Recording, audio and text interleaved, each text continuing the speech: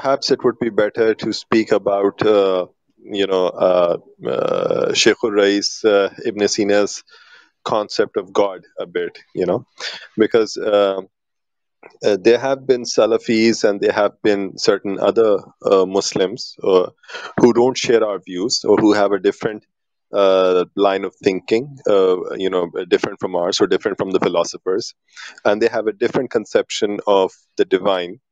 But nevertheless, despite the differences that they have with us concerning the concept of God or the nature of God, they still prefer to use Avicenna's arguments in order to establish their God. Okay, even though the arguments presented by Avicenna or the demonstrations presented by Avicenna in his works, they don't prove the God of the Salafis. They don't prove, an old man in the sky kind of a God. Okay, they prove a different, God.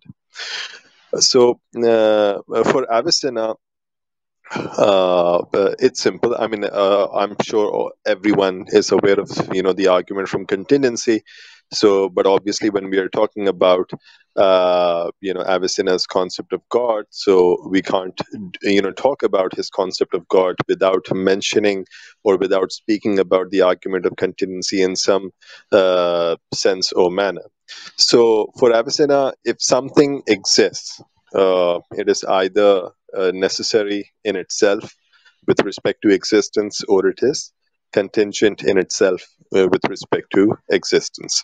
Naturally, it cannot be impossible in itself with respect to existence, because the impossible in itself would never exist. Therefore, if something enters the realm of existence, or that is, if something exists, so it is either necessary in itself with respect to existence, or it is possible in itself with respect to existence. Now, what does it mean to say that something is necessary in itself with respect to existence? By that, Avicenna means that it cannot fail to exist. It is zaruriyul wujud, right? It cannot fail to exist. Similarly, the possible in itself, but the possible in itself or the contingent in itself, he means a quality that is for which it is neither necessary to exist nor is it necessary for it not to exist. So that quality negates both the necessity of existence as well as the necessity of non-existence, and is therefore equidistant in relation to both existence and non-existence, being inclined towards neither existence nor non-existence. Now, since such equity is equidistant, or it is basically indifferent towards both existence and non-existence, therefore, if it is to exist, so it would have to exist due to some external cause. Okay, why? Because in itself it does not desire existence. Okay, and in itself it is neither repellent towards existence nor does it desire existence. Okay, so if it is to exist, it has to be due to some extraneous factor or due to some external cause. Okay. Similarly, if it is non-existent, so that too would have to be due to some extraneous factor or cause, because in itself it is not repellent towards non-existence. Okay, nor does it desire non-existence in itself. Okay, so it is neither repellent towards both existence and non-existence, nor is it inclined or towards both existence or non-existence. Okay, it is indifferent towards both. Therefore, if it is to exist or to not exist, in both cases, it needs a cause. Now, the cause of the existence of this contingent quality is the existence of its cause. And the cause of its non-existence is the non-existence of its cause. Okay, now let me repeat that. Now, if it is to exist, so the cause of its existence would be the existence of its cause. And if it is to not exist, so the cause of its non-existence would be the non-existence of its cause. Okay, so Avicenna says that if something exists, right, so it is either necessary in itself with respect to existence, or it is possible in itself with respect to existence. Okay. Now, if it were possible in itself with respect to existence, so the possible in itself, by its very nature, it derives its reality, it derives its existence from something other than itself, from an external cause or an extraneous factor, which we call cause. Okay, so the same question, reverts towards that cause. Okay, that is it contingent in itself or is it necessary in itself? Now, if the cause also happens to be something contingent, so it too would be an effect of a third reality, and so on and so forth. But since infinite regress is impossible, okay, and circular causation is also impossible, therefore this series or the sequence of causes and effects cannot continue indefinitely ad infinitum. It must end or terminate at a reality that is uncaused in its very essence and is the necessary being in itself. Okay, this Avicenna calls the first cause. So if in reality there is existence, so it necessarily follows that either that thing itself is the necessary existent, or it is an effect, okay, of the necessary existent. Makes no difference whether it is a proximate effect of the necessary existent or a remote effect, okay, several times removed from the necessary existence. But if something exists out there, so it is either the necessary existent in itself, or it is an effect of the necessary existent. Okay, proximate or remote, makes no difference. So we get a first cause. Now, this first cause for Avicenna, basically, this is the gist of the contingency argument. Okay, it establishes the existence of an entity that is necessary in itself with respect to existence, meaning that it is a reality that is uncaused in its essence, that does not derive its hasti, its wujud from an external or an extraneous factor. Okay, in fact, this reality is itself the very ground and source and the principle of every other reality. Okay, every quiddity apart from this reality derives its existence, derives its wujud, its hasti from this reality. Okay, so minus this reality, nothing can exist. Okay, and given this reality, everything, okay, in the hierarchical causal series, everything would necessarily exist, albeit not necessarily in itself, but through another, that is through, by virtue of the existence of this reality. Okay, it is just as you see a body that casts a shadow, okay, on the ground, right? So the shadow does not exist in itself. It has no reality of its own. Whatever reality that it has, okay, it has due to the body, okay, to which that shadow belongs. Okay, now take away that body, okay, the shadow also vanishes, right? But given the body and given the particular circumstances, okay, the shadow would necessarily exist. Okay, but the necessity of existence of the shadow is not due to itself, it is due to the body of which it is the shadow.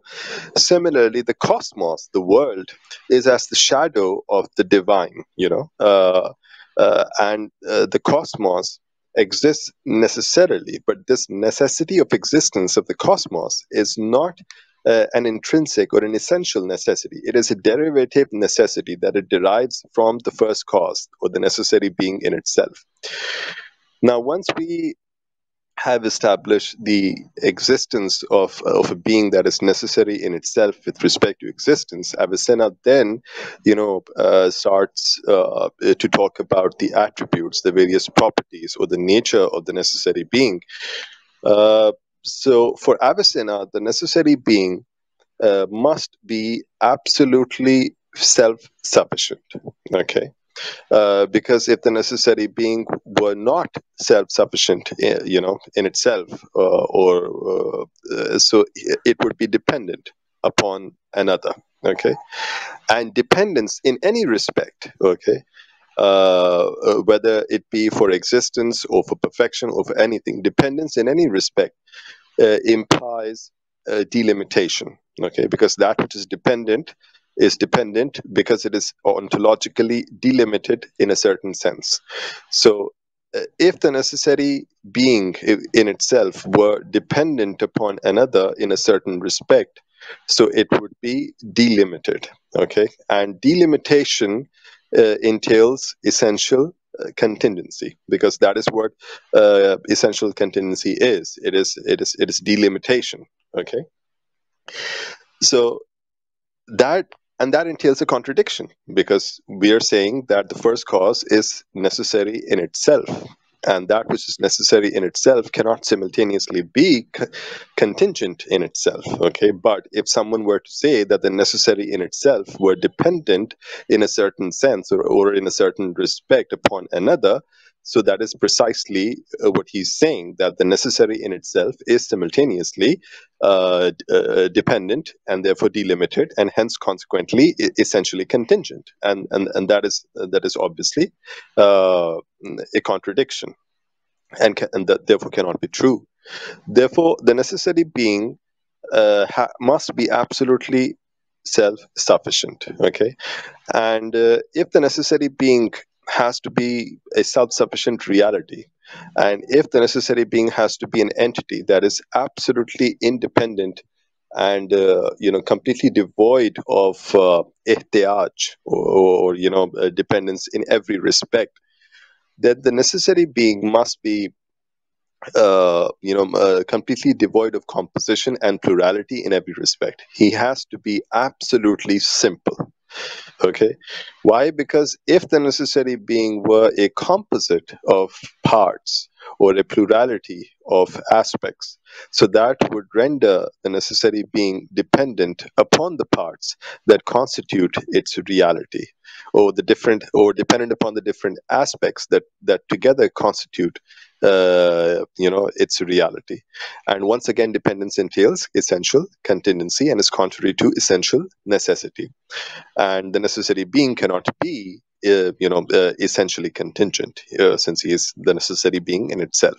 Hence, the necessary being must be an absolutely simple reality, completely devoid of composition and plurality in every respect. Otherwise, if the necessary being were composite in a certain sense, so that basically renders him dependent and therefore essentially contingent.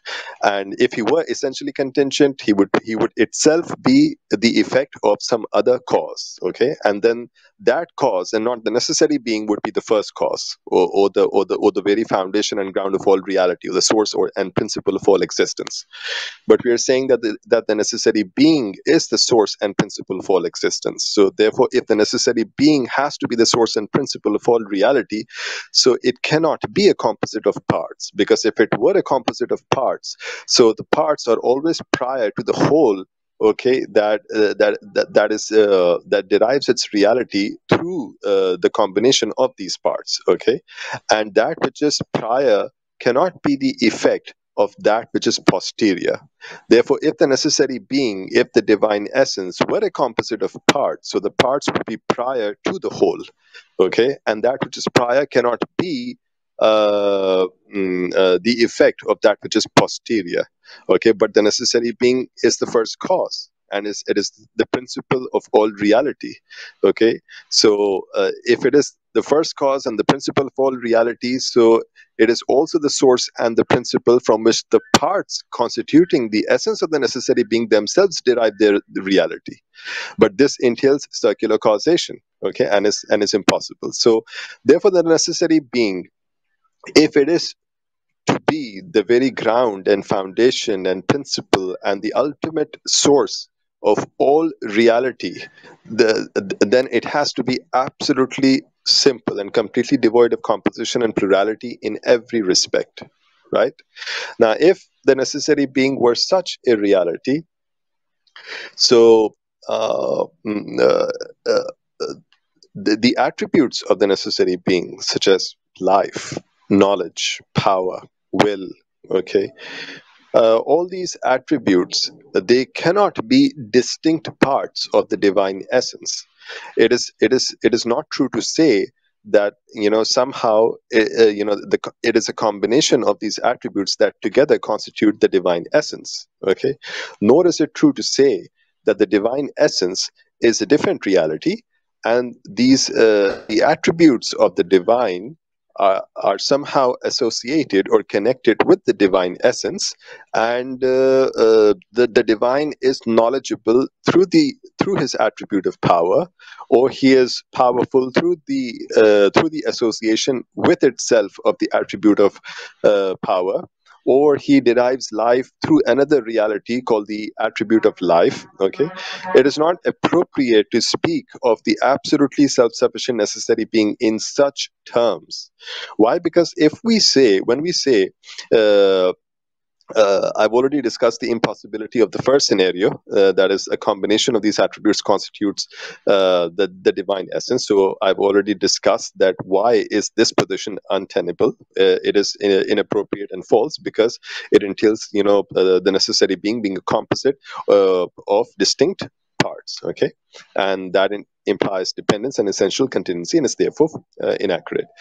Now, why is it false to say that the necessary being derives life through a reality, a concrete reality called the attribute of life? Or why is it, inappropriate to say that the necessary being derives knowledge through a concrete reality called the attribute of knowledge?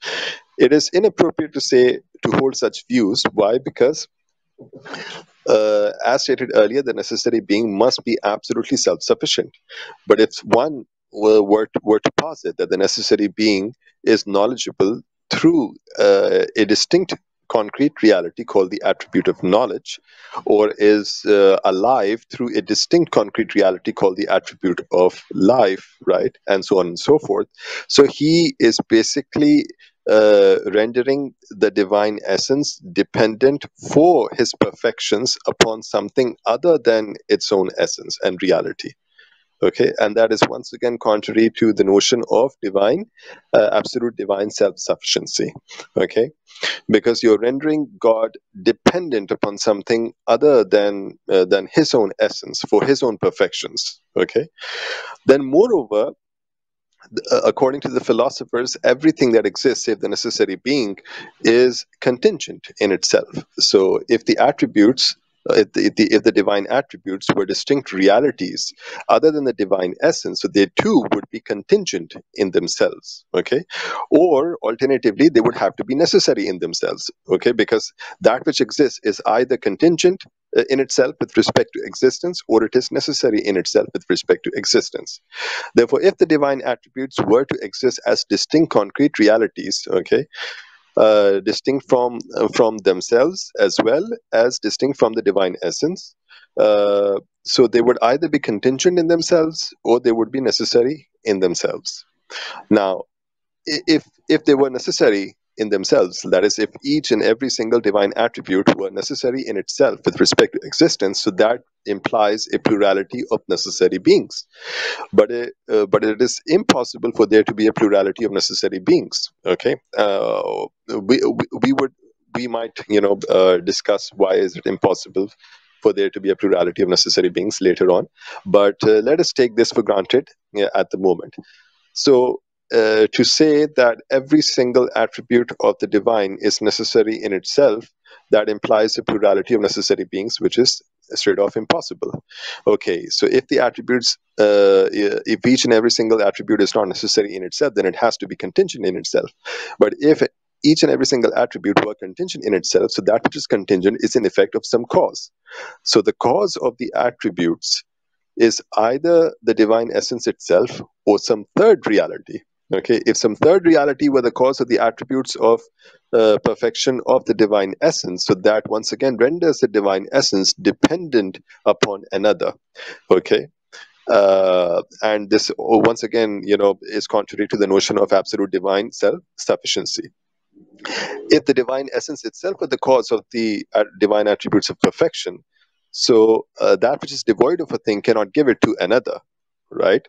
So if the divine essence were the cause of its own attribute, right? So it means it already possesses at the plane of its essence all these perfections in a far more eminent manner.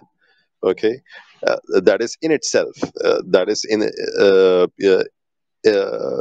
a manner that these attributes are identical to his essence. Okay, and that is precisely what we set out to establish in the beginning, that the attributes of the divine are identical to one another, and they're identical to the essence. Okay, so basically there is just one attribute, okay, and that one attribute is identical to the divine essence. The plurality of the attributes that we speak of is merely from the perspective of intellectual consideration. Okay, it is merely a notional or a conceptual plurality. It is not, there is no real plurality out there.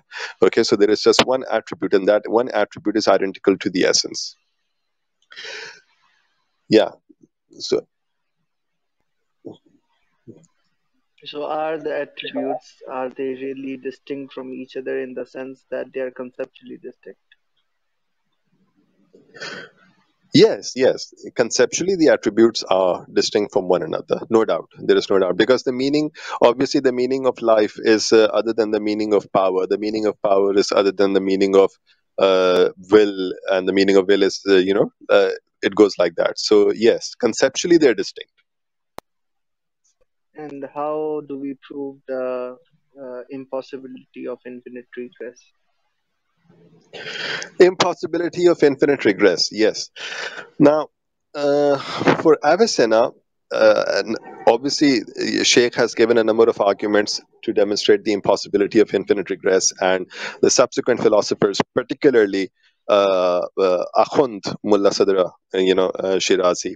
So he presented, if I'm not mistaken, and if I recall correctly, he has presented 10 or 11 different arguments, to establish the impossibility of infinite regress in the Asfar al-Arba. Okay, so I would like to discuss some of those arguments. For instance, that is the ones that I remember at the moment. For Avicenna, an infinite regress basically is a sequence, or an ordered sequence of causes and effects, such that every single member of that sequence is an effect of the preceding member. Right, that is what an infinite regress is.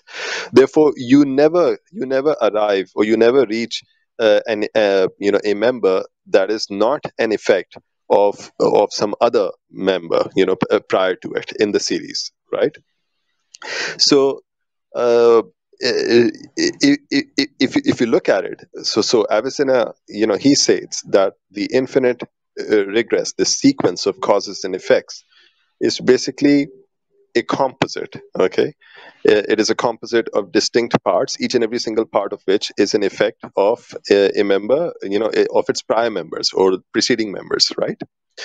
So, and a composite, every composite is basically, derives its reality from the parts that basically constitute it, and is dependent upon those parts for being what it is.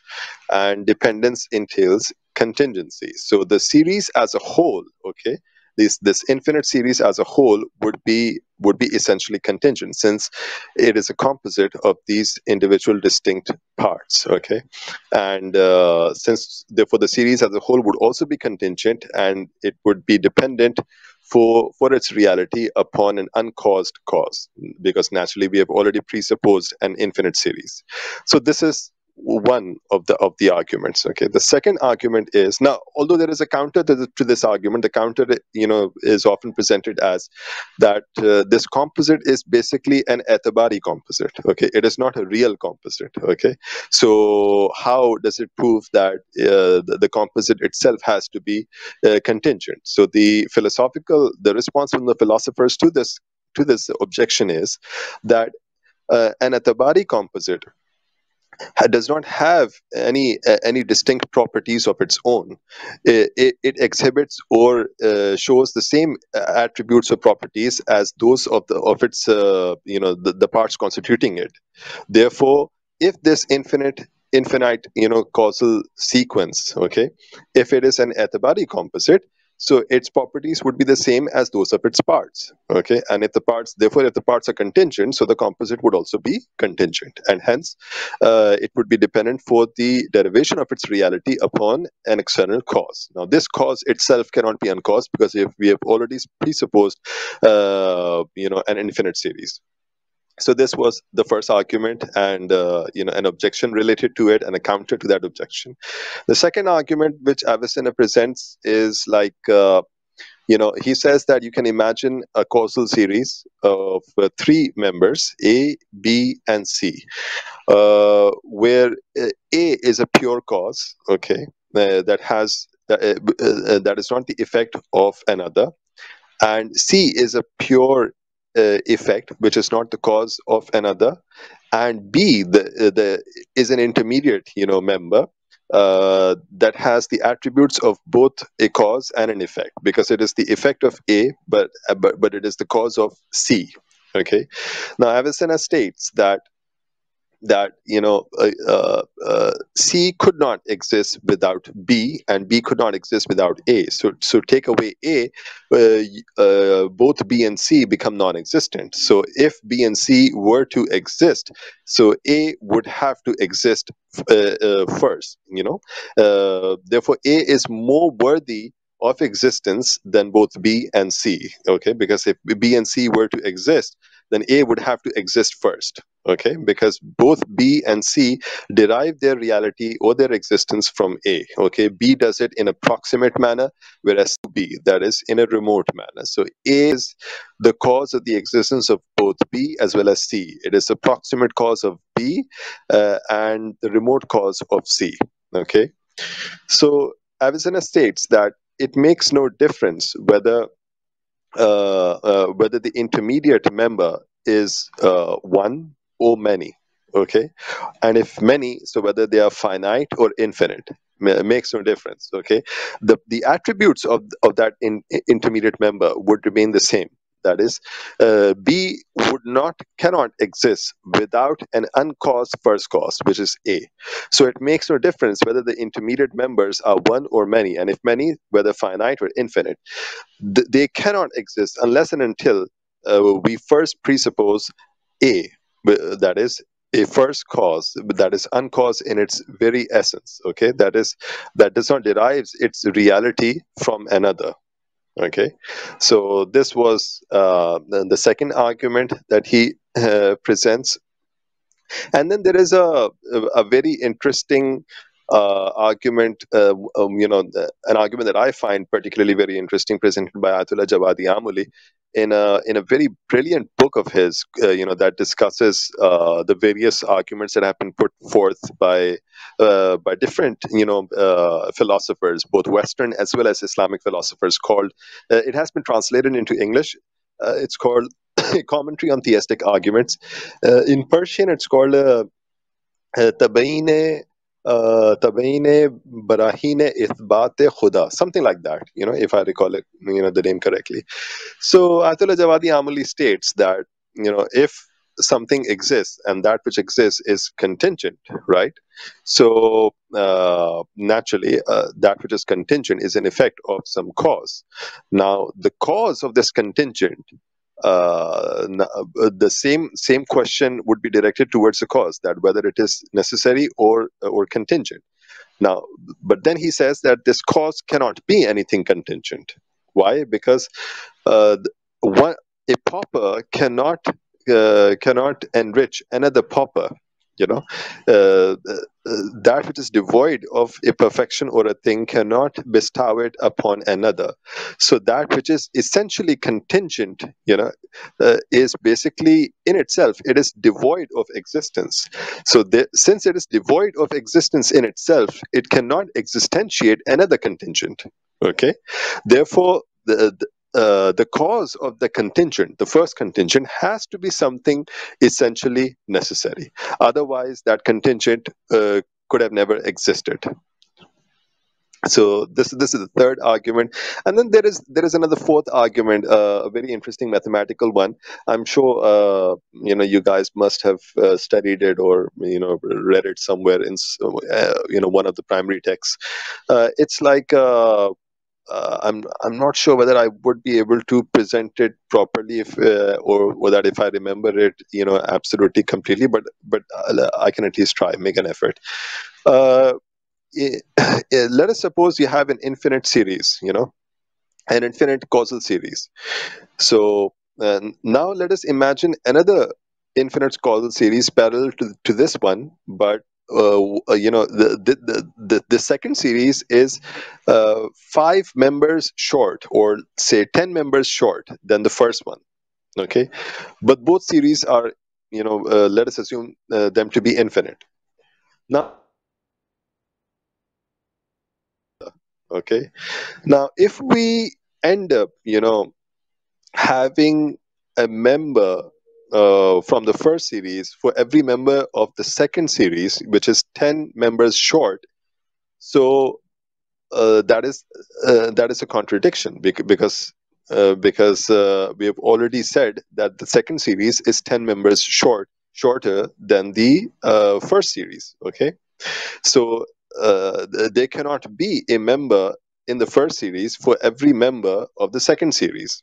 Okay, the first series would have to be 10 members longer than the second series.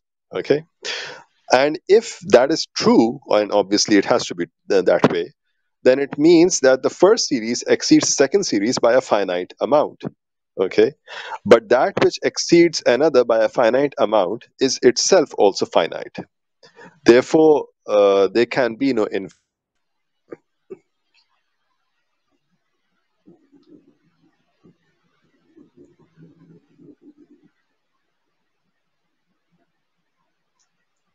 can everyone hear me?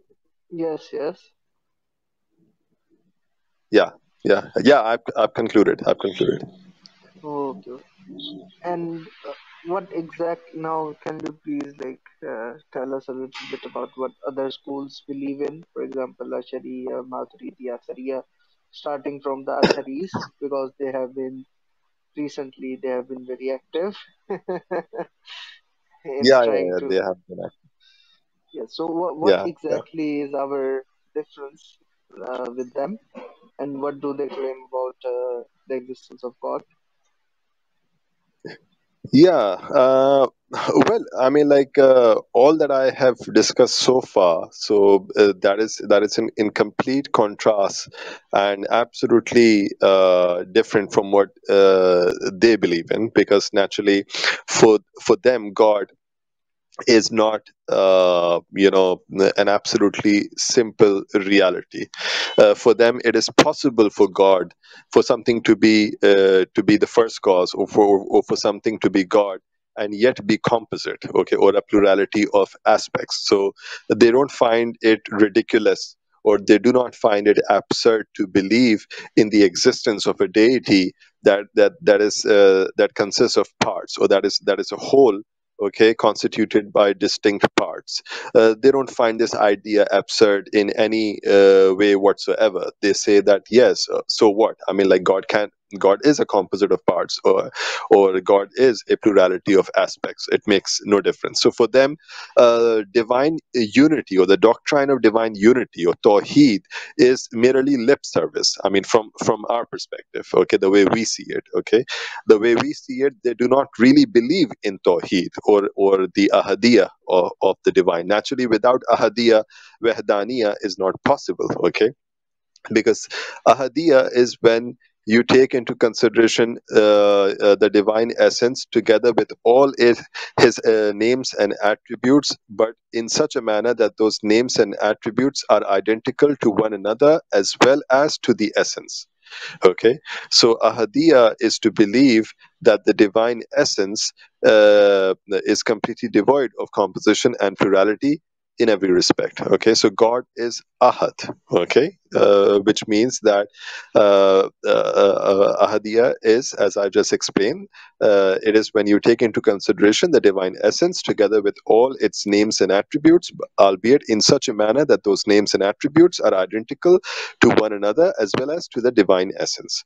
So, uh, without ahadiyya, there can be no wahdaniya. Okay. Now, since we believe that God is absolutely simple and that the divine essence is completely devoid of composition and plurality in every sense and respect. Therefore, if if one were to posit a plurality of necessary beings, for the sake of simplicity, let us assume if one were to say that there could be more than one necessary beings, two necessary beings, so we can easily present a demonstration to in order to refute or this particular claim and to prove the falsity of this notion by saying that if there were two necessary beings, so since they are both necessary, so they both share the meaning of essential necessity common with one another. Okay, now if and hence the meaning of essential necessity, okay, is basically an aspect of identity between the two necessary beings. But if this is the only thing that there is between them, and there is no difference or distinction between them, there is no aspect of distinction or difference, so then they are not two, they are one. Okay, there can be no plurality without otherness, without distinction, without difference. Okay, so if there is no ikhtilaf, if there is no distinction or difference, if there is no ghariya or otherness, then there can be no kathra, there can be no plurality. Okay, so if you want there to be plurality, if you want there to be two or three or four necessary beings, then you would have to grant the existence of distinction or difference between them. So over and above the aspect of identity, there also has to be an aspect of differentiation or distinction, on the basis of which there is otherness, there is difference between these two necessary beings, and hence consequently there is plurality. But if this aspect of distinction, if it is found in just one of the two necessary beings, right, so the being in which we have this aspect of distinction over and above the aspect of identity, it becomes a composite of the two aspects, the aspect of identity, which is the meaning of essential necessity, and the aspect of distinction or difference. Okay, and composition is contrary to essential necessity, as we have reiterated over and over again. So, and if this aspect of distinction is found in both the necessary beings, so it means that both these entities, both of them are not necessary beings. Okay, we had erroneously assumed them to be necessary beings when in fact they were both composites and contingent. Okay, and the necessary being would be a reality above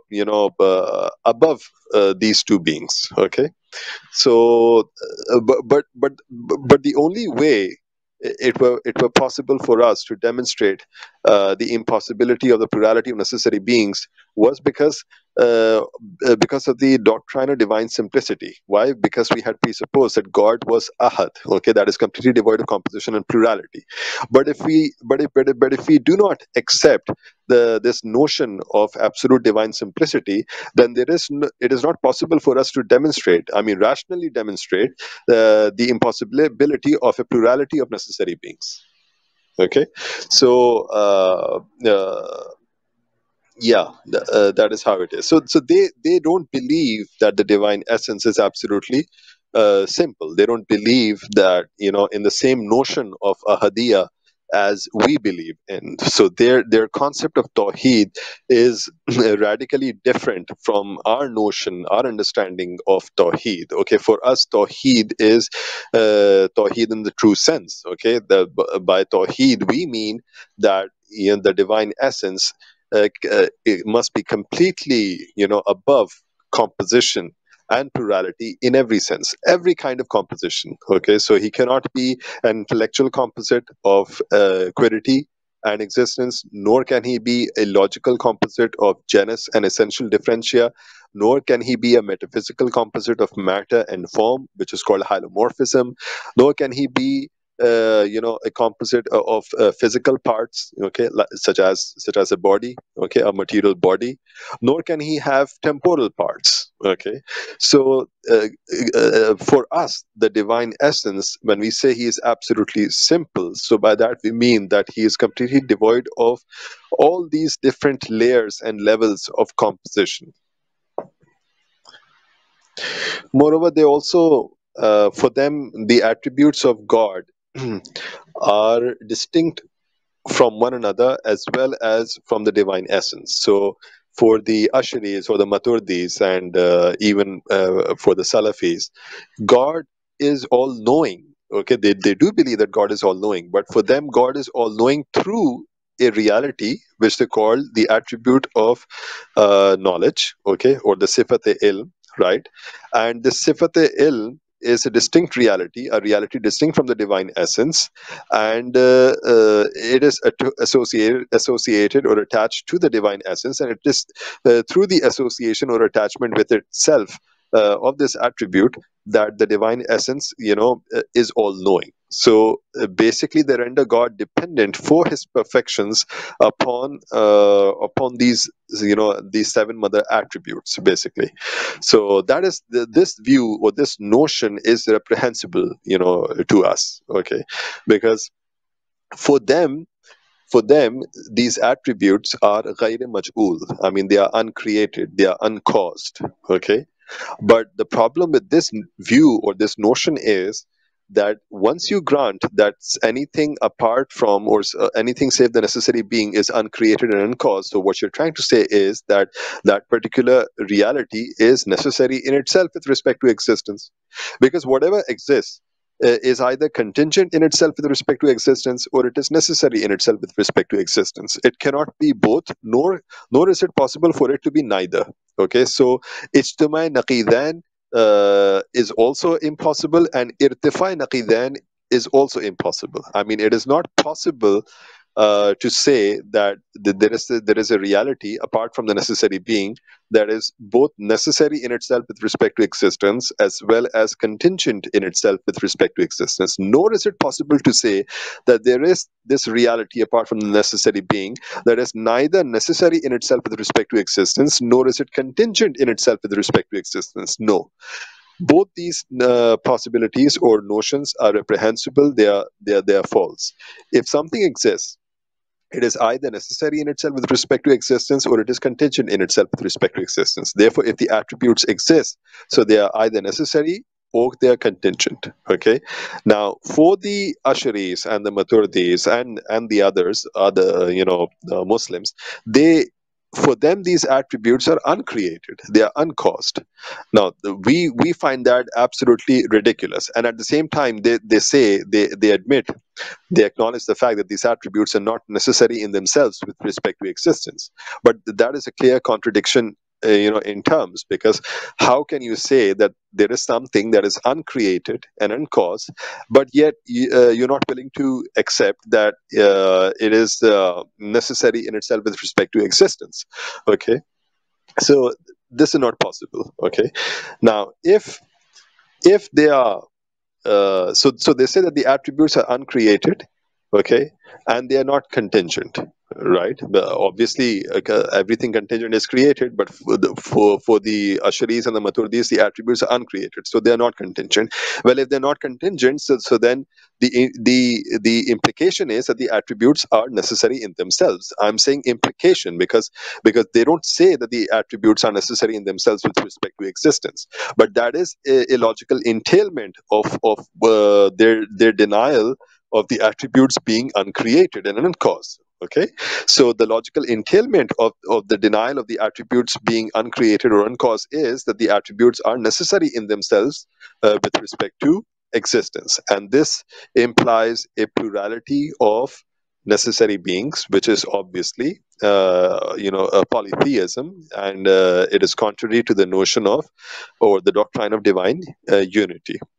So if they accuse the Christians, of being Trinitarians or believing in more than one gods, so the Asharis and the Maturdis have the same sort of belief. In fact, their position is logically much worse than the Trinitarian position, because they believe in seven in the seven attributes being uncreated plus the divine essence. So they believe in eight necessary beings. I mean, from our perspective, so their position is far worse, logically and rationally speaking, from the view held by the Trinitarians.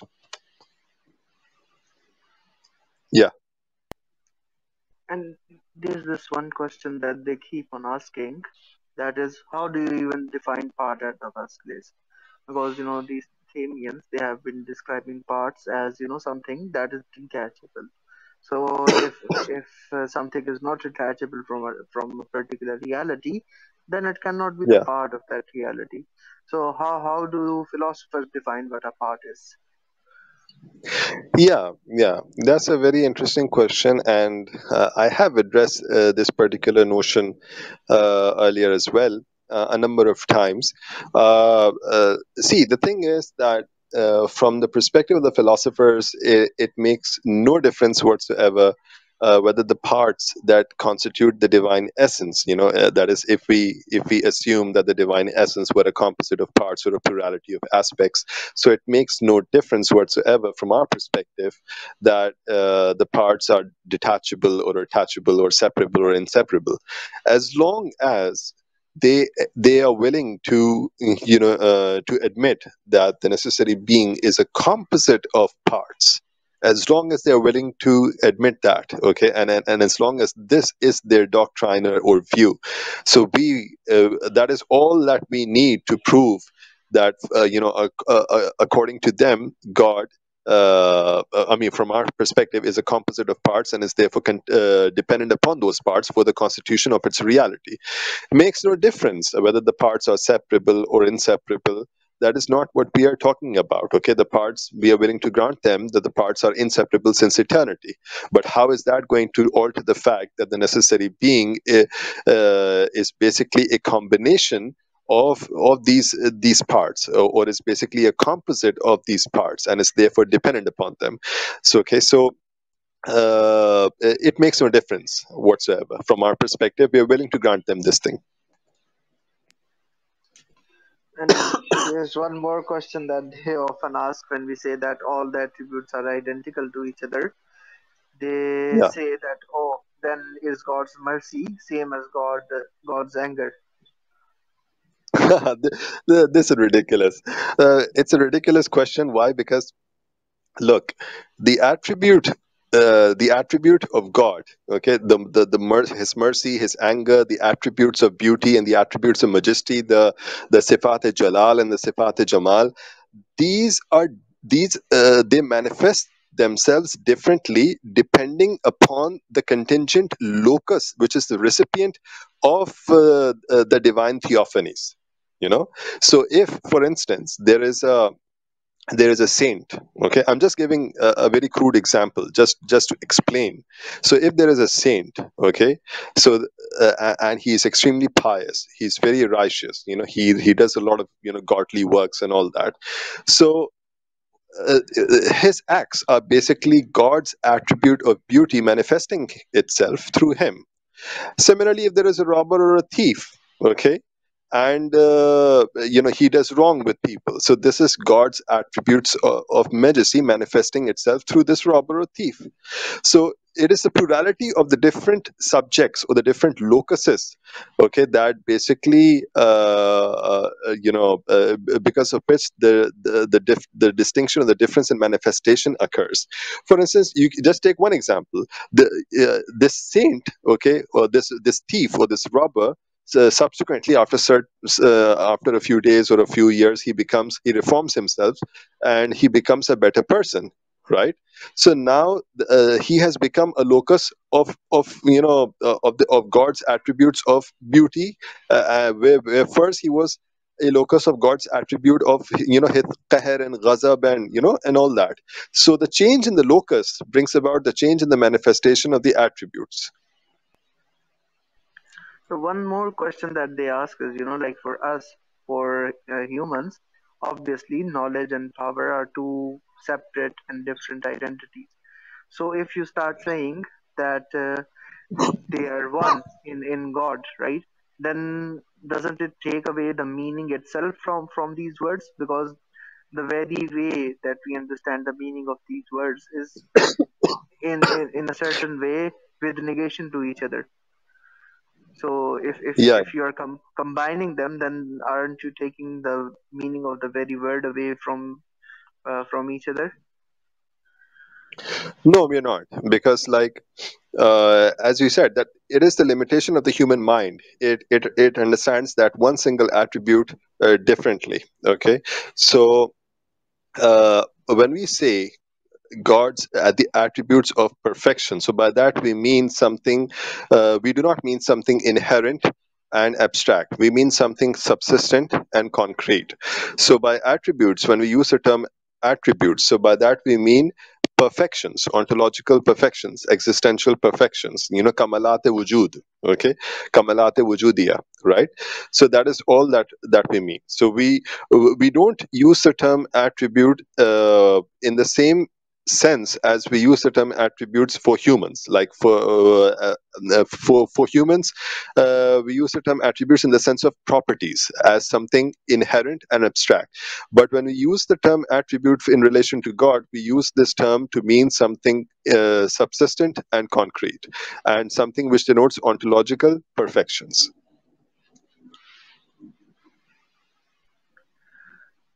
And there was this certain quotation by Mulla Sadra in Asfara Araba. I Yeah, think it was in the second volume, yeah, and it said that God has a body which is yeah, beyond all the bodies. So yeah. does it imply tajseem, or what was Mulla Sadra trying to say? I don't know. I'll have to go through that excerpt myself. But I think he must be quoting, some Salafi or some most probably a Sunni, theologian or a scholar.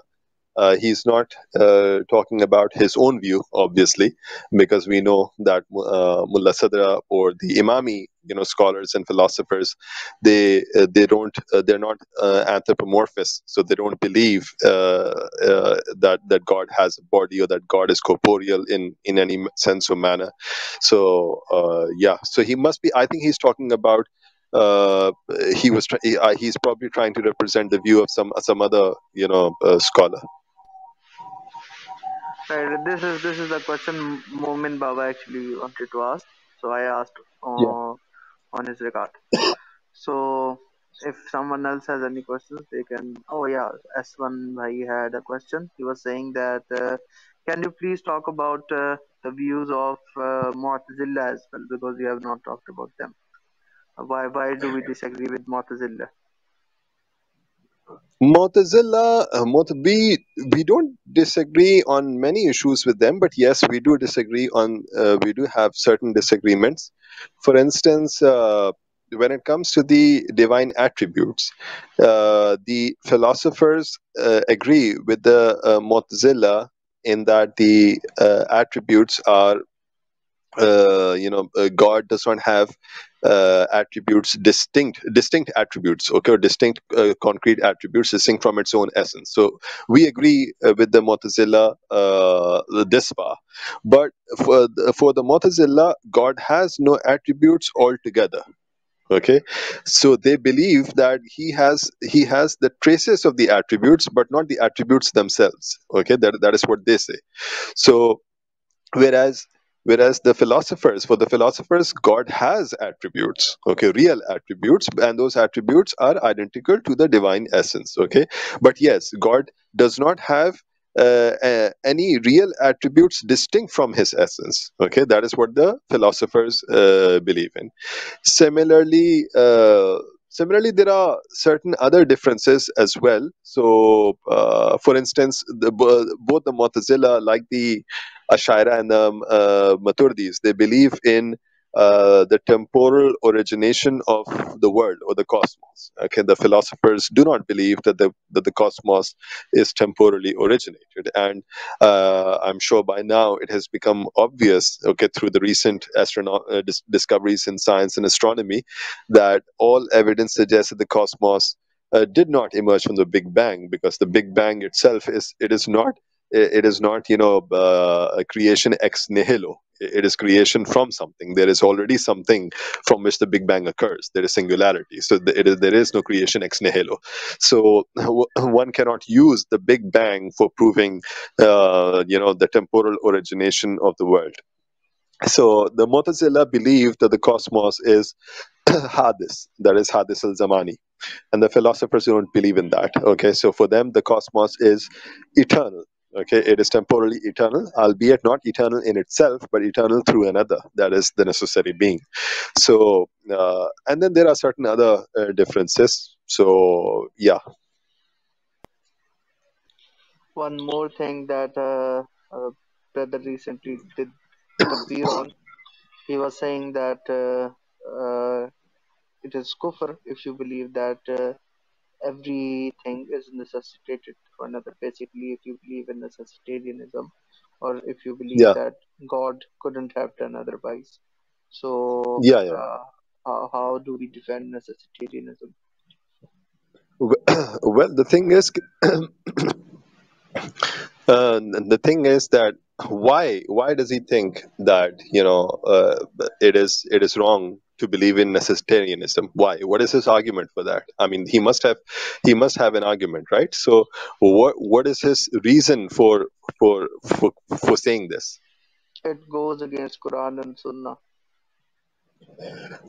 Okay, now he's trying to say that if God is not able to act otherwise, that is, if we say that God acts necessarily and that his effects are a necessary consequence of his existence or essence, so what we are trying to say, we are basically negating his the divine free will. That is what he's trying to say. But the problem is that he's not being able to understand that God does not. I mean, his free will, the divine free will, is radically different from the anthropomorphic human free will. It is humans, who are basically potential agents, or agents that are possible in themselves with respect to both act and omission, and anything that is possible in itself with respect to act and omission is dependent upon an extraneous factor for the necessitation of that possibility. In other words, an agent, a potential agent, is dependent upon an extraneous factor for becoming an agent in actuality. Therefore, if God were able to act otherwise. That is to say, that if he were possible in itself with respect to his act, okay, so he would be dependent upon another extraneous factor for the necessitation of that possibility. Because there are only three possibilities over here. God is either necessary in itself with respect to his act, or he is possible in itself, or he is impossible in itself. Now, obviously, we know that God could not have been impossible in itself with respect to his act, since if he were impossible in itself with respect to his act, so God would have been an impotent agent and the world would not exist. But since the world exists, therefore God could not have been impossible in itself with respect to his act. And he is therefore either necessary in itself with respect to his act, or he is possible in itself with respect to his act. Now, if he were possible in itself, so he would have to be dependent, he would become dependent upon an extraneous factor for the necessitation of that possibility. Okay, but dependence, as I've just stated earlier, dependence is contrary to the notion of absolute divine self sufficiency and implies delimitation and consequently essential contingency, right? Moreover, since God is absolutely simple, and if he were possible in itself with respect to his act, so this aspect of possibility would be the only thing that there is in his essence. Okay, in other words, God would become contingent. Okay, and that which is contingent cannot be necessary in itself. So basically, to assert that God is must be able or ought to be able to act otherwise is negates essential necessity, or is contrary to the notion of essential necessity, and God has to be essentially necessary. That which is not essentially necessary cannot be the divine. Okay, so if they want a God that is able to act otherwise, all right, so what they're trying to say is that God should be God and not be God. Okay, because obviously if he is able to act otherwise, then they are imposing an anthropomorphic conception of will, an anthropomorphic conception of will upon the divine. Okay, so they are rendering God a possible agent, and a possible agent is dependent upon an extraneous factor for the necessitation of his possibility, because that is how the human will works. Okay, so they basically want God to both be God and not be God simultaneously, and that is a contradiction. Uh, I have a few more questions. So one is that as Jake has said and other people say as well, that we believe in multiple divine beings because we believe in the first intellect and the universal Yeah, soul, yeah, or yeah, the universal intellect, or the active intellect, and the intellects in between. And yeah, since yeah, they know about all the contingent realities as well, by contingent yeah, mean material realities as well, so yeah. uh, we are actually sharing the attribute of omniscience or omnipotence of these realities, of these intellects. But this attribute in actuality only belongs to God. So what we are doing is actually shirk, and this view therefore becomes kufr. So how would we respond to that? Yeah, I mean, I did discuss last time I was over here on Clubhouse, but I can just repeat what I said earlier. That first of all, we ought to be clear about one thing over here, that the first intellect and the subsequent intellects after the first intellect, they are not all knowing. Okay, so they're not all knowing. When we say that something is omniscient, or when we say that something is all knowing, so by that we mean that that there is nothing that lies beyond the reach of its knowledge, basically. So the first intellect is not all knowing. Why? Because it does not encompass, or it does not comprehend the cause of its existence, that is the principle of all being, the first cause, in an absolute manner. Okay, since it cannot, the finite cannot encompass the infinite. So since the first cause is an infinite reality, so it cannot be apprehended or encompassed, or it cannot be absolutely known by anything inferior to it, and everything is inferior to it since it is the first cause, right? Therefore, the first intellect is not all knowing. Similarly, the subsequent intellects after the first intellect, by extension, they're also not all knowing. Why? Because they are the effects of the first intellect, okay, which the first cause creates through the mediation of the first intellect, right? So nothing but the first cause is all knowing, okay. But yes, uh, God alone is all knowing. So this, I think, this is sufficient enough clarification on that point. But apart from the other, we don't believe that the first intellect is omnipotent, or we don't believe that it is omniscient, or we don't believe that it is any of these things. So basically, he is refuting. He's straw manning. We don't believe in any of these things. I mean, if someone asks me that, do you believe that the first intellect is omniscient, I would say straight off that no, obviously not. Okay, the first intellect is not all knowing. The first intellect is not omnipotent. Okay, because for me, an omnipotent reality is one that does not derives its potency or power from another, and is absolutely self-sufficient for the in the exercise of its power, and that is God. That is the necessary being. Okay, since the first intellect is contingent, therefore all its perfections and all its ontological attributes of perfections uh, are derived from its cause, which is the first cause, the necessary being.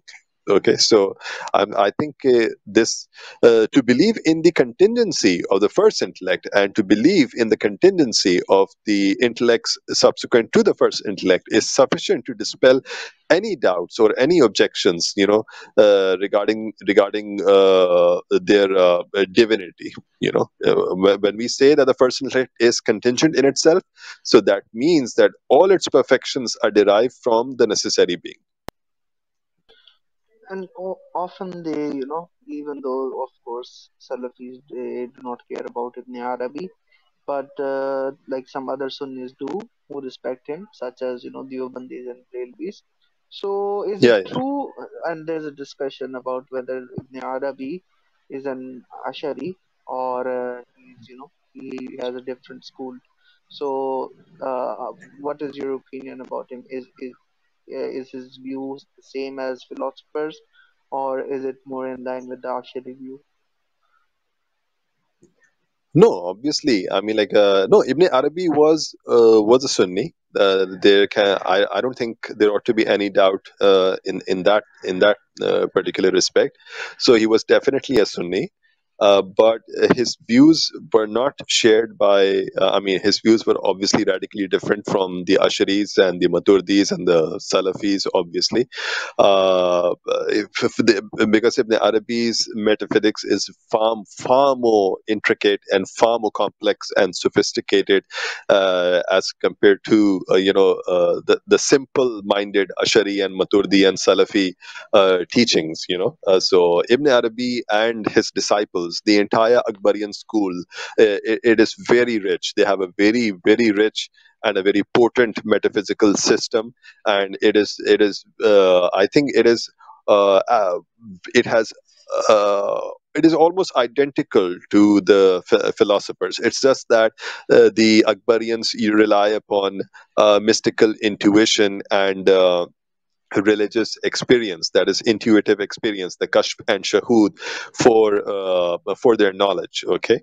And they express these findings, these mystical findings, in philosophical terms as well, and they construct elaborate philosophical proofs and arguments and demonstrations in order to demonstrate their propositions, their assertions.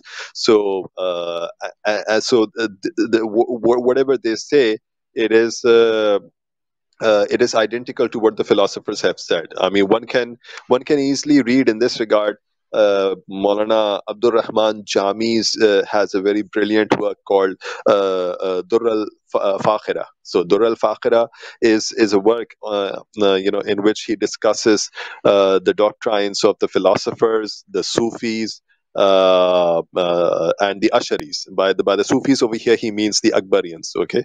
So Dur al-Fakhira is a brilliant work. So one can easily read that work and try to compare, make a comparison. So he would come to the same conclusion that the Sufis, that is the Akbarians and the philosophers, they only have marginal differences. Okay, due to the difference in their approach. The Akbarians they rely on knowledge by presence or ilm huduri, whereas the philosophers, the peripatetics and basically the mashais, they rely upon discursive reasoning for understanding reality. Okay, but they more often than not, both of them arrive at the same identical conclusion or result. Okay, so but they arrive at that conclusion or result using different means, but the result is the same more often than not. And sometimes, when we present, we say that, to an average person, that they have not read philosophy, right? So they should go on and read philosophy first. By philosophy, I obviously mean falsafa, and then they Yeah. should criticize it. So they understand that this is an insult to them, or this is a personal attack, or this is we are trying to belittle them.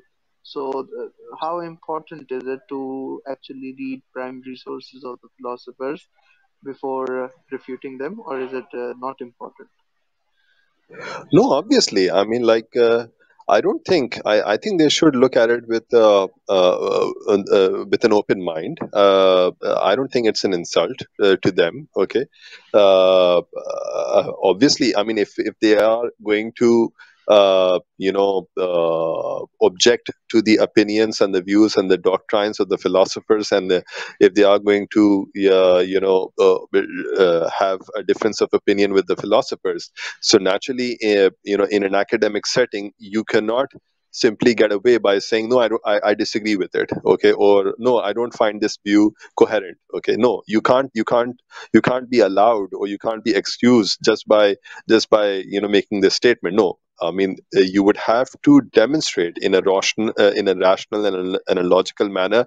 You would need to demonstrate and prove your claim. Okay, you would need to offer a refutation.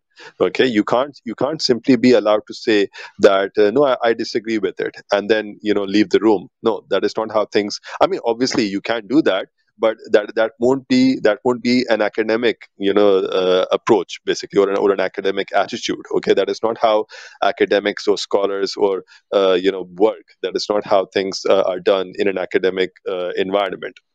So if you are looking at refuting the view of the philosophers, okay, and that is good, there is nothing wrong with that. Okay, so yes, go ahead, do it. I mean, read Avicenna's Shifa, read Avicenna's Isharat, read Mulla Sadra's Asfar, read Shahabuddin Sohrawardi's Hikmat al-Ishraq. Okay, and then yes, I mean, like, feel free to offer your own arguments against the positions held by these great minds. Okay, and we would come up with our own reputations, as the disciples, as the philosophers have been doing over centuries. Okay, so we don't mind. I mean, like, if they want to object to, or if they want to disagree with the philosophers, we don't mind that. Okay, but obviously, in order to refute Avicenna, you need to first study what he said, what he wrote about. Okay, what he thought. You need to understand his ideas. You need to have a sympathetic attitude and understand what he's saying, and then come up with your arguments and show that why is he wrong and where is he wrong. Okay, I offer your own demonstrative proofs. Okay, that highlight his mistakes, his errors. Okay, and then we can discuss those. Okay, but you can't expect to refute Avicenna without ever having read a single word of Avicenna. I mean, that is ridiculous. That is preposterous. How can one refute Avicenna without reading a single work of Avicenna? Okay, and that is precisely the case with most of these people. Most of these guys have not even read a single primary text. Okay, and their source of information are secondary works. Okay, so if they disagree with Avicenna, and if they want to prove him wrong, so we have nothing against them. Okay, they're free to do that. Okay, no one is stopping them, but at least use the correct approach. As long as you keep avoiding reading Avicenna because you think that it is kufr to do so. I mean, I'm just assuming. I'm not saying that this is what they say, or I mean, it could be, but I don't know. So as long as you keep thinking on those lines, how would you be able to refute Avicenna? Hmm. And sometimes, and this is a very prominent argument that they present. They say that if what you are saying, if it is actually and indeed if it is correct, then it would have been presented to us in the teachings of the Salaf and in Quran and Sunnah, and we do not find this in Quran and Sunnah. So how would you answer that question? Like, are there No, we disagree. any First of all, yeah. yeah, first of all, with all due respect to them, the Salaf are not an authority. Okay, so the Salaf, are an authority for them. It's okay, fine. Okay, but the Salaf for us are not an authority. Okay, I mean, who made the Salaf an authority? Okay, this is the first question. The second question is that these doctrines and these notions are they don't find it in the Quran. They don't find it in the Quran. Okay, because they're not in accordance with their specific narrow-minded, simple, unsophisticated interpretation of the scripture. Okay, but the Quran is a very sublime text. It's a very beautiful text. Okay, all these arguments, whether it is doctrine of divine simplicity, whether it is the rule of one, whether it is many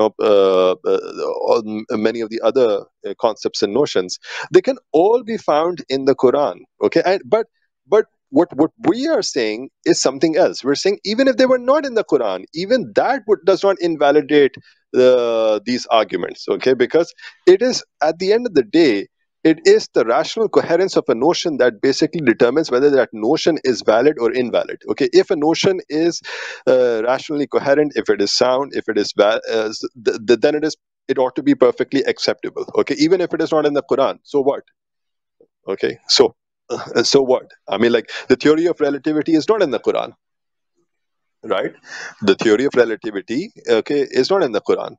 right? The way Einstein presented it. Okay, it is not in the Quran. Many other ideas and notions are not there in the Quran. I mean, the way they have been presented by those scientists and philosophers. Okay, but that does not mean that those ideas and notions or theories are false. No, we believe them to be true. We know them to be true. Okay, and we conduct our daily affairs and with this assumption in mind that these notions and ideas are true. Okay, so it makes no difference whether those ideas or notions are in the Quran or they are not in the Quran, as long as they are in accordance with the dictates of reason, and as long as they are rationally coherent and sound, they are valid. But it is, it is often they assume this that the philosophers and the mystics, the Akbarians, they they were primarily interested into their own way of thinking, and they didn't do much service to Quran or Hadith. So is their understanding about the works of philosopher and Sufia, is it correct, or is it the case that these philosophers, they indeed wrote things about Islamic texts as well, for example, like Kafi Yeah, or no, the Quran? Or problem is, how can they say that? Because I was saying that how can they say that? Why? Because, like, if they haven't read the works of Mulla Sadra, and if they haven't read or studied the works of Avicenna, then how can they say that their teachings and their writings are contrary to the Quran? I mean, how do they know they are contrary to the Quran? The Quran can never be contrary to the dictates of reason. What they ought to say is that it is that what Mulla Sadra is saying, or what Avicenna is saying, is contrary to their specific understanding of the Quran. But their understanding of the Quran is not the only understanding of the Quran. It is not the only valid or orthodox understanding of the Quran. Okay, so therefore we don't agree with it. In fact, from our perspective, any understanding of the Quran that does not takes into account the dictates of reason is straight off false. We're not even going to entertain that understanding. Okay, it is sufficient for us to simply demonstrate the rational incoherence of that particular idea or notion and then move forward. Okay, that's it. this is a common, comment that these people Yeah, often it's pass. a common way of thinking. Yeah, yeah, Yeah, so yeah, absolutely. it's basically two things. So I'll present both of them. So the first kind of reasoning is this: since this thought, Neoplatonism, this originated in Greek philosophy, which I personally do not necessarily agree with. Then they say that since it existed in Neoplatonism existed in Greek philosophy, it must be haram, or it is an outside innovation. It is a bid'ah, Yeah, so it cannot be accepted. So this is the one line of reasoning that they present. First, you can comment about this, and then the other one that they present is that our reason and our logic is limited, right? And if our reason and our logic is limited, then how can we understand an unlimited creator who is providing us with this reason and rationality? yeah, yeah, yeah, yeah. Well, just because some of these notions, or many of these notions, are coming from the Greek philosophers or the Greek sages, such as Plato or Aristotle, Plotinus, Proclus, Iamblichus, Alexander Frudiezas, and etc., etc.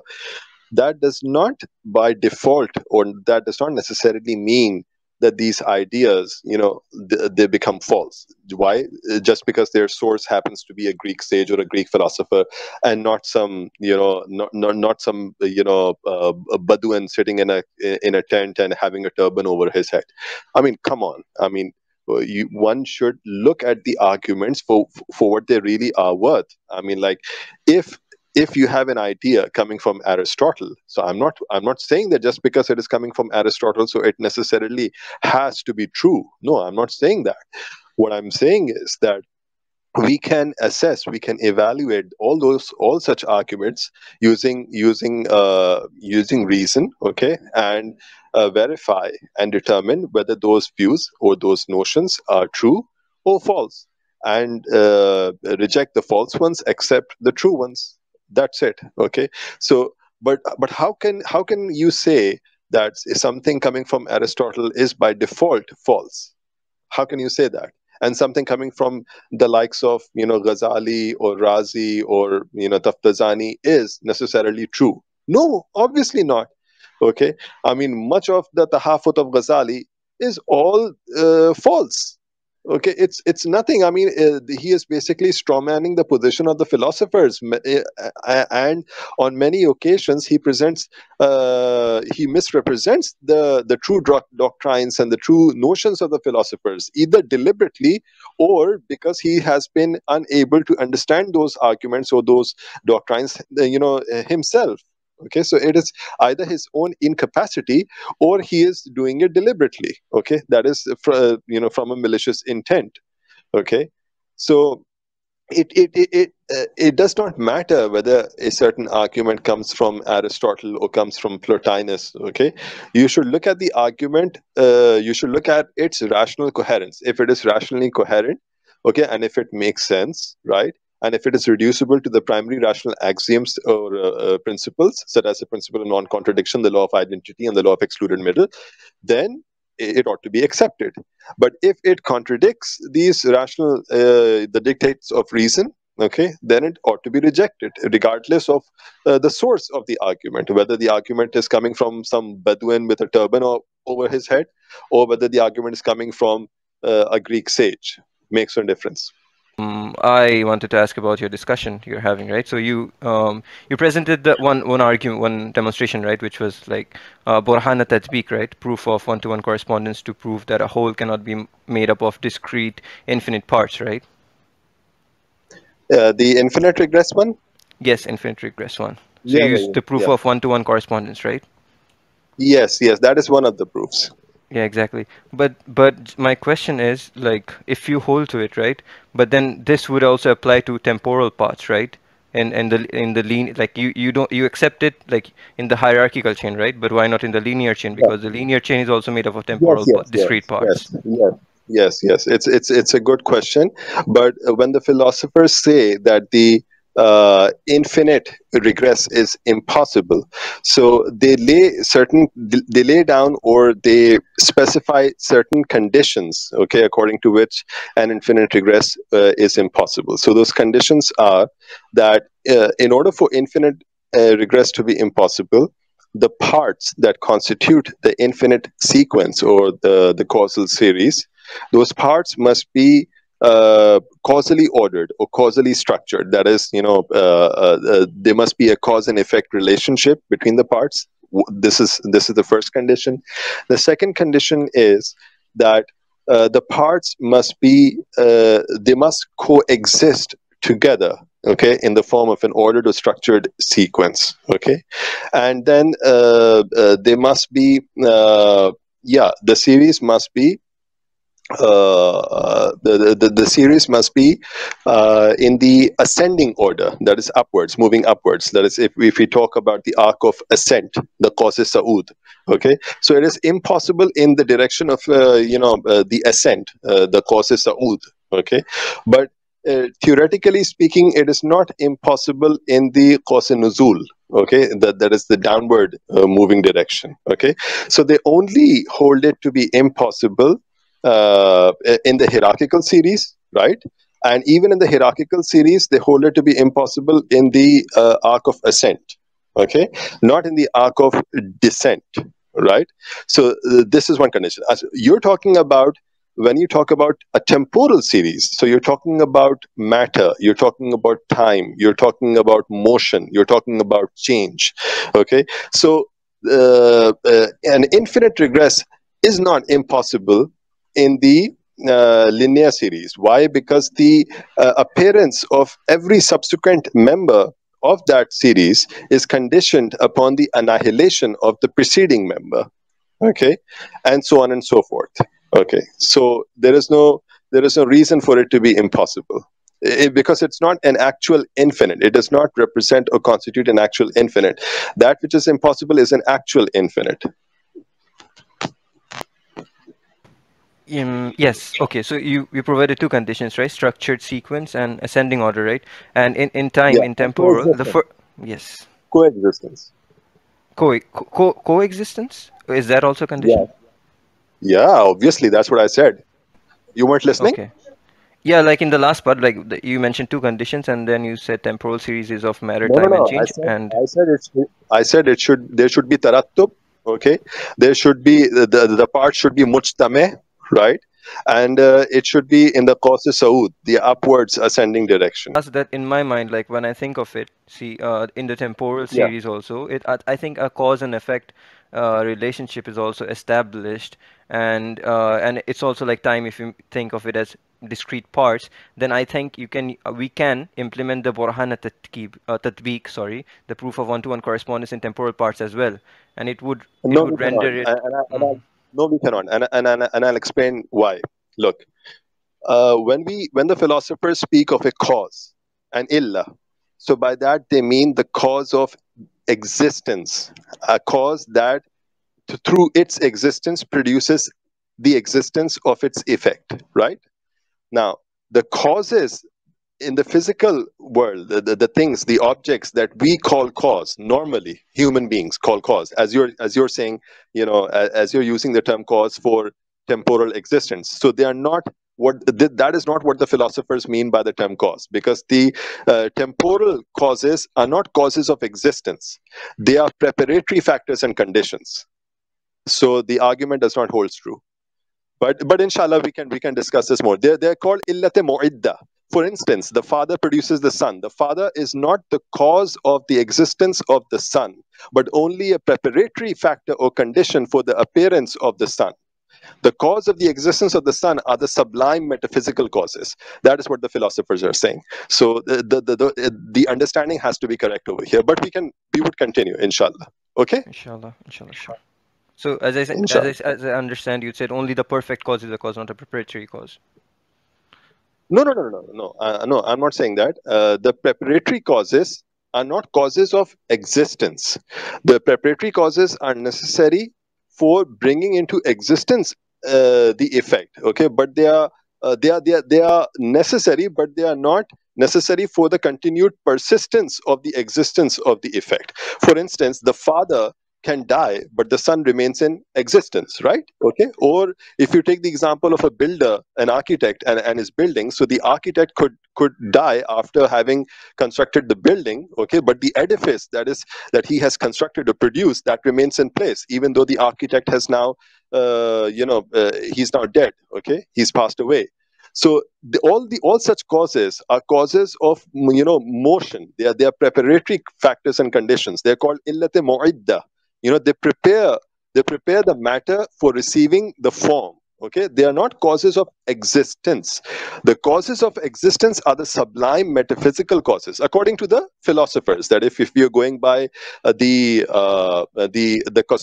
cosmological system that has been explained and demonstrated and argued for by the philosophers. So according to when the philosophers speak of a causal series, an infinite causal series. So they're talking about the hierarchical causal series that consists of causes of existence, not preparatory factors and conditions. Okay? Yeah. So, like, what I'm thinking, isn't it a bit ad hoc? Because even if it's a preparatory cause, a logical dependence, or a grounding relationship, it's still established, right? If you say, like, I can exist without my father, without existing, that's true. But my father still had to exist for me to exist, right? So, logical Oh, yeah. dependence No. is still Yeah, yeah. established. Yes, yes, yes. Yeah. Well, that is why I said that preparatory factors are necessary for the realization of the existence of the effect, but they are not necessary for the continued subsistence of the existence of that effect. That is why they are not causes of existence. A cause of existence is something without which, in the absence of which, the effect becomes non-existent. So you don't, a cause of existence is not only necessary for the realization of the existence of the effect, but it is also necessary for the continued subsistence of the existence of the effect. I understand. I Okay, understand. I that's my understand. take. But So yeah. you'll have to excuse me. So I'll have to go and offer my prayers. But I think if you think on these lines, so I'm sure that you would be able to understand why do the philosophers say that the infinite regress is impossible in the hierarchical series, and the conditions that they have laid down for that, and why is it possible in the linear series? Because the linear series does not fulfill those conditions. So it's not ad hoc. There is a very they have very good arguments for that. Okay, see ya.